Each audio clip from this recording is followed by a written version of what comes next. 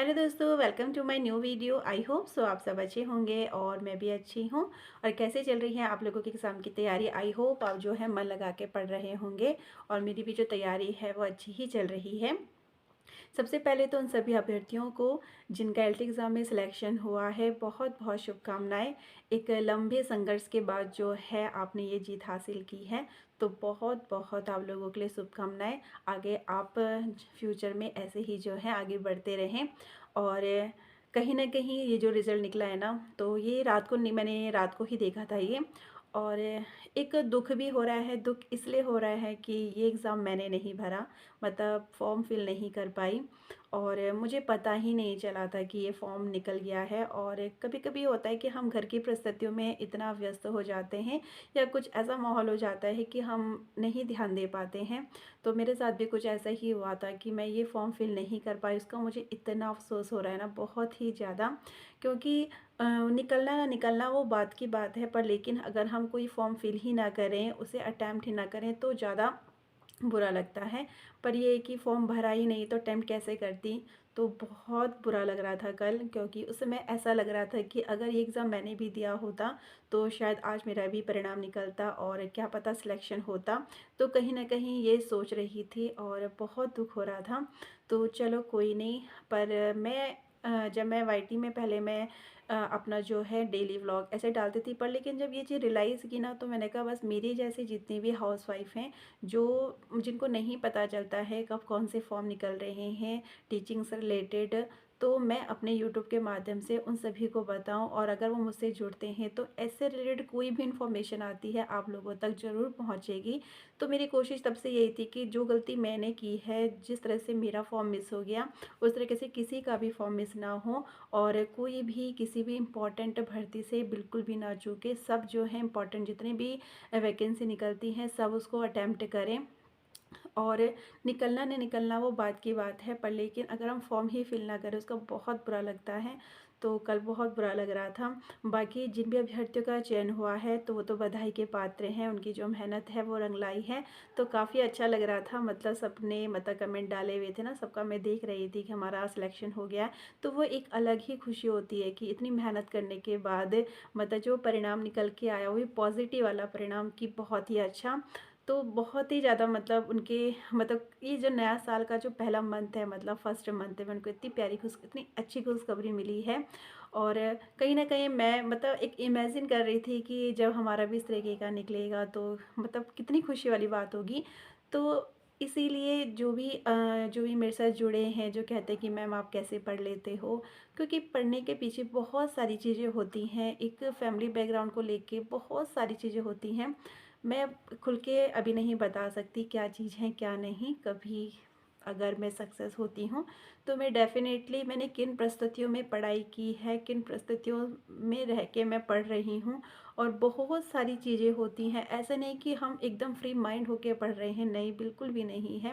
मैं मेरे साथ बहुत सारी चीज़ें होती हैं और वो मैं शेयर नहीं कर सकती, वो मेरा फैमिली मैटर है। तो उन परिस्थितियों में कहते हैं ना कि विषम परिस्थितियों में भी हम अपनी स्टडी को कितना वक्त दे रहे हैं। ऐसा होता है ना कि कभी फैमिली में कुछ भी हो गया या ऐसी चीज़ें होगी तो हमारा मन पढ़ने में बिल्कुल नहीं लगता है। और सच में नहीं लगता है, चाहे कुछ भी हो तो पढ़ने में बिल्कुल ध्यान नहीं जाता है। पर लेकिन ऐसी परिस्थितियों में खुद को पॉजिटिव रखना और पढ़ने के लिए बैठना, सारी चीज़ें भूल के कि बस हमें ये पढ़ना है। और क्यों पढ़ना है?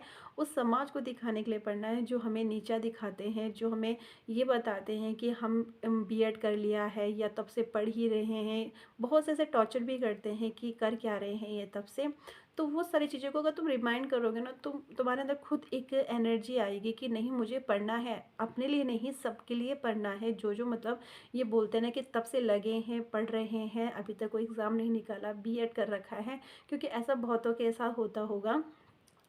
तो बस आप ये सारी चीज़ सोचो कि मुझे पढ़ना क्यों है। अगर आपका जो एम है वो अगर निश्चित है, आपकी जो मतलब ये है कि क्यों पढ़ना है, किस लिए पढ़ना है, अपने लिए पढ़ना है या फिर मतलब क्या चीज़ें हैं अगर क्यों कैसे क्वेश्चन आप खुद से पुट अप करोगे तो डेफ़िनेटली आप पढ़ने के लिए बैठोगे।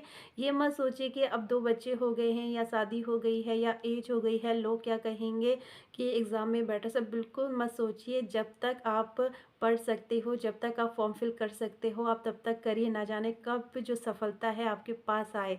तो जब तक आप मेहनत नहीं करोगे तब तक सफलता नहीं मिलेगी, और उस सफलता को पाने के लिए आपको मेहनत करनी होगी। सारी चीज़ों को मतलब माइंड से दूर रखते हुए अपनी स्टडी पे फोकस करना होगा, क्योंकि लाइफ है, ज़िंदगी में सुख दुख आते जाते हैं। बहुत सारी ऐसी परिस्थितियाँ आती हैं जो आपको तोड़ के रख देती हैं कि छोड़ो यार अब नहीं पढ़ना है। असफलताएं हाथ आती हैं, ऐसा नहीं है कि लोग पहली बार में सक्सेस पा लेते हैं।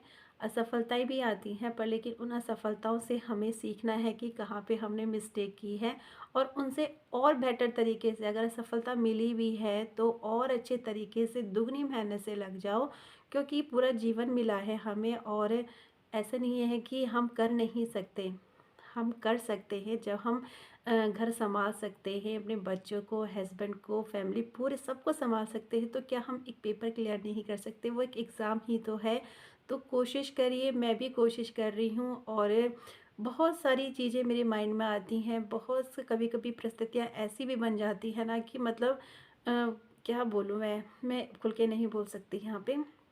तो कभी कभी कुछ परिस्थितियाँ ऐसी भी हो जाती हैं कि हम पढ़ने के लिए तो बैठते हैं, पर लेकिन हमारे दिमाग में बहुत सारी चीज़ें आती हैं माइंड में।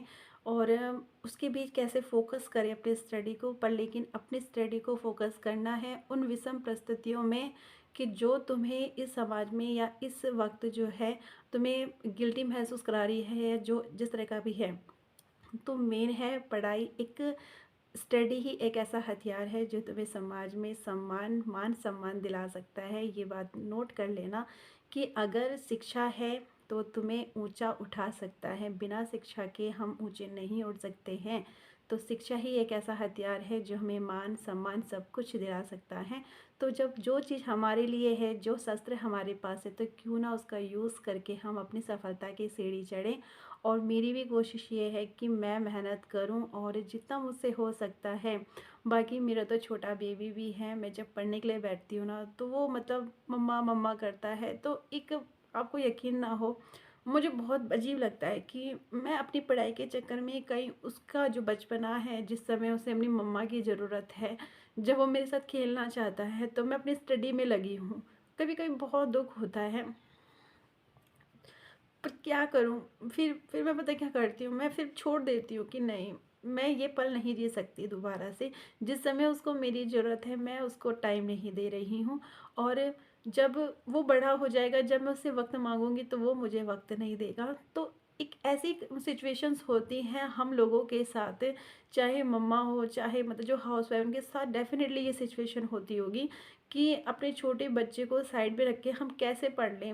मैं तो जब पढ़ने के लिए बैठती हूँ ना, मेरे इर्द गिर्द घूमता है कि मम्मा ये, मतलब गोदी में बैठ जाता है और मतलब खेलने के लिए बोलता है। तो मैं और टाइम तो ड्यूटी रहती हूँ, और फिर उसके बाद घर आओ, फिर मैं ट्यूशन पढ़ाती हूँ, फिर मैं अपने स्टडी के लिए टाइम देती हूँ। तो वो बहुत मतलब ये होता है कि मैं उसके साथ गलत कर रही हूँ। तो मतलब ये सारी सिचुएशन आती हैं, मतलब ऐसे नहीं है कि मतलब पढ़ने के लिए आराम से बैठ जाओ, बिल्कुल भी नहीं। क्योंकि बच्चे को देखना भी ज़रूरी है, और जो उसका बचपना है, बहुत सारी चीज़ें आती हैं। मैं वही कह रही हूँ कि इस सफलता को पाने में बहुत सारी ऐसी विषम परिस्थितियाँ आती हैं, जिसमें इंसान को समझ नहीं पाता है कि अपनी पढ़ाई को फोकस करें, अपनी फैमिली को फोकस करें, अपने बच्चे को फोकस करें, क्या क्या करें। तो कहना यही है कि मेहनत करते रहो आप लोग, और अपनी पढ़ाई में भी ध्यान दो, और अपने फैमिली में भी, चाहे परिस्थितियाँ कैसी भी हों। और मैं तो जब मेरा बेबी जब मेरे पास आता है, मतलब मम्मा खेलो मेरे साथ इस तरीके से, तो फिर मैं क्या करती हूँ, फिर मैं अपनी स्टडी बंद कर देती हूँ। मैं सच में कहूँ, मैं उसके साथ ज़रूर खेलती हूँ, कि मैं नहीं चाहती कि उसे रियलाइज़ हो कि मतलब मम्मा मेरे साथ नहीं खेल रही है, अभी वो छोटा ही है। और तभी भी वो जो टाइम है, चलो उस समय नहीं पड़ा तो उसके बाद के सोने के बाद इस तरीके से मैं अपने लिए टाइम निकालती हूँ।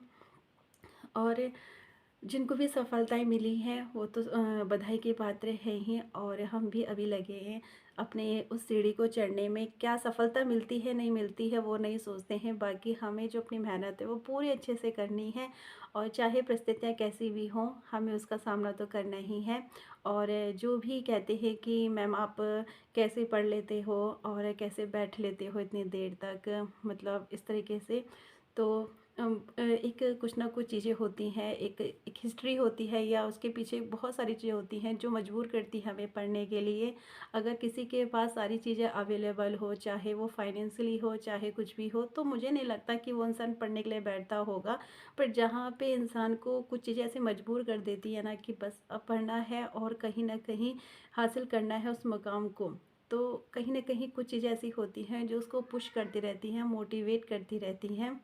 तो मेरा बेटा भी उठ गया है, बातें बहुत ज़्यादा हो गई हैं, और मुझे काफ़ी अच्छा लगता है इस तरीके से आप लोगों से बात करते हुए भी, और अपना एक्सपीरियंस जो भी मैं पढ़ रही हूँ, जिस तरह का भी है आप लोगों से शेयर करती हूँ। और चलो फिर मिलते हैं कल की वीडियो में। Bye bye to everyone.